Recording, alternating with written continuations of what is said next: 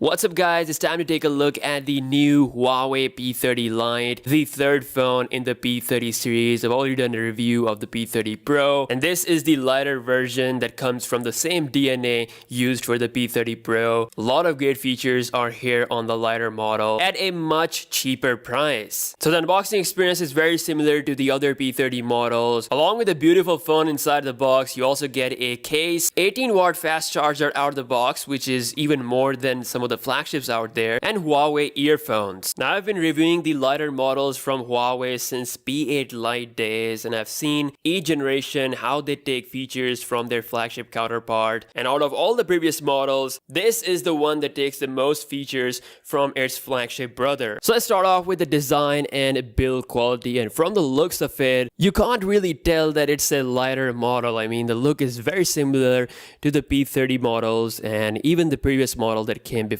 the P20 series. Thanks to the gloss on the back, it definitely feels premium in hand, and then of course there is that fingerprint sensor on the back, which will be the differentiating factor from its flagship brother. So all those models are using the in-display fingerprint scanner, but with the lighter model, Huawei went with a back fingerprint sensor. And it's actually really snappy with unlocking as well. It unlocks instantly as soon as you put your finger on the back. It doesn't have the gradient look of the last year's Pro model, but definitely looks very similar. And thank God they removed that chin from the front, so it looks much cleaner, and the notch is very minimal as well. So the design wise, I think it is really good. There's a headphone jack as well, Type-C connector that supports 18 watts of fast charging. And if we talk about the display, it's a 6.1 inch display coming with 1080p HD resolution.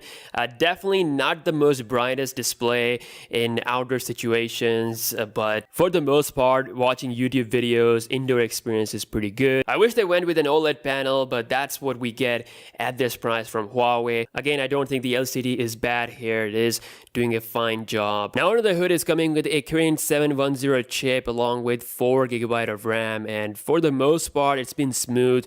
I do feel a bit of frame drop every time I go to my Google car screen. Other than that, it feels really smooth. I've got no problem using my daily social media applications. And for those who are into gaming, this phone can actually run all of your latest titles with little to no lag. The Kirin 710 chip can run games like PUBG on HD settings without any issues. So you can see it does have GPU turbo technology, so that helps a lot with the gaming frame rates. And one thing that annoys me is that it's currently running the EMUI 9.0 version instead of 9.1. So it is missing a very key feature, which is the ability to have a full-on dark mode. So there is no dark mode right now, even with the Pi update, something you get with the Pro model and the non-Pro P30 model thanks to their EMUI 9.1 version. So I definitely expect the 9.1 update to arrive soon for this phone. Again, it's EMUI. I'm not a huge fan of this. It definitely needs some tuning, feels a little bit overwhelming,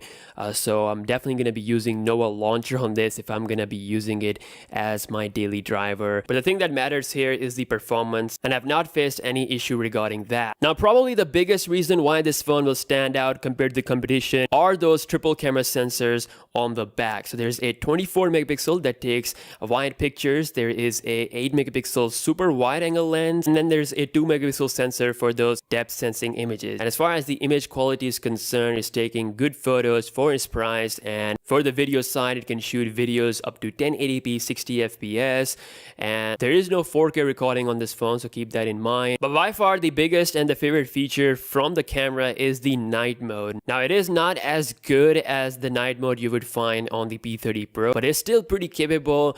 You can definitely enhance your image, especially in extreme low light conditions, and in conditions where there is less light or even there is light available, you can still use the night mode to enhance the image even further. The camera UI for the most part is similar to the P30 Pro, but it is missing a key feature, which is the aperture mode. This is something that Huawei gives to pretty much any phone, like even the mid-range super budget phones have this aperture mode thing that really utilizes the depth sensor, but for some reason the P30 Lite is missing the aperture mode, so I really want this to come through his software update. For the front camera, it is using a 32 megapixel selfie lens, performance, and I do want to point out that even though it's written as 32 megapixel, the selfie result still isn't as sharp as the one you get from the P30 or P30 Pro. Sometimes the AI gets super aggressive, creating a really unrealistic look.